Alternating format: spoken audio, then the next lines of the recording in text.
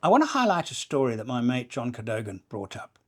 And it's about, and he feels the same way as I do, about press releases. And he's done a story about the new Navara.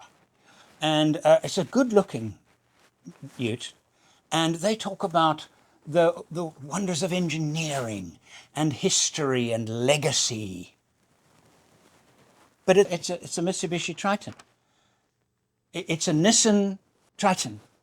Remember Canning Stock Route? And the three vehicles that the Range Rover will be supporting on this epic journey are some old Hilux with some stuff bolted to the back. Nissan Triton, I think it is. My prophecy was right. Discussed over 1,000 miles. All imaginable terrains. Wonderful campsites, meals, and camaraderie. We have unanimously decided that the ideal vehicle for an arduous trip like the Canning Stock Route is a 2013 badly maintained Nissan Triton. Mitsubishi Navara. Do marketers in these motor companies think we're so stupid #drive-by that we don't realise this, and yet they deliver the patter of they regurgitate the same platitudes again and again and again. Do you have nothing new to say? Because there is nothing new about the new Navara. It's got some iffy stitching on the seats. That's about the only thing that makes it different from the Mitsubishi Triton. And it appears that their engines are very similar, one a 2.3, another 2.4, power similar, torque similar, both bi-turbo 4-pot diesels. But here's something where I disagree with John. He talks about the wonderful Super Select available in the Mitsubishi. It's equipped with Pajeros for close to 2 decades. And the idea behind Super Select sounds great, but I think it's nothing more than marketing hype. And I'll give you my reasons now. Super Select basically says that now you've got a system where you've got the best of all worlds. In theory, sure, you can drive in 2-wheel drive, rear wheel.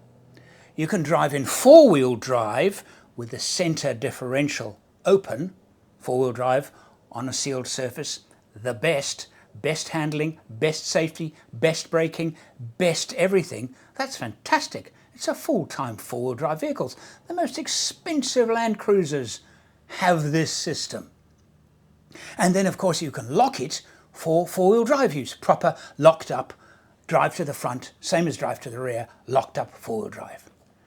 My question is, why have a 2-wheel drive option at all? Why? Because you're giving the driver the option of making their car perform worse. Why would you do that? To me, it's a marketing hype, and some of you will say you'll save fuel. You'll save a little bit of fuel. You'll save an incy, wincy, tinsy little bit of fuel, and the price, safety and handling. Because people will drive on a gravel road in 2-wheel drive. If they didn't have their option of 2-wheel drive, they would be driving on a gravel road with a full-time 4-wheel drive system. The car is just safer. Super Select 4-wheel drive is nothing more than marketing hype and is pointless. It's a good story. I'll link it down below. And John, you need to understand that when you finish your report and you want to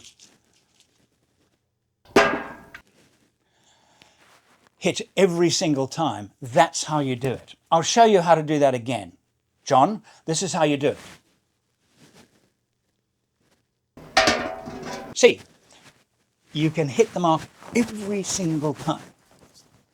The traditional way of wiring up DC installations is dead and buried, because everything you see there in a traditional installation has been replaced by that. because every component shown here is replaced by the Egon DC hub, because it eliminates the need for lugs, crimps, heat shrinks, and it eliminates the need for expertise. All those replaced with a screwdriver. What's more, built into every Egon DC hub is instant fault finding. It's a revolution. Visit egon.com.au to find out more.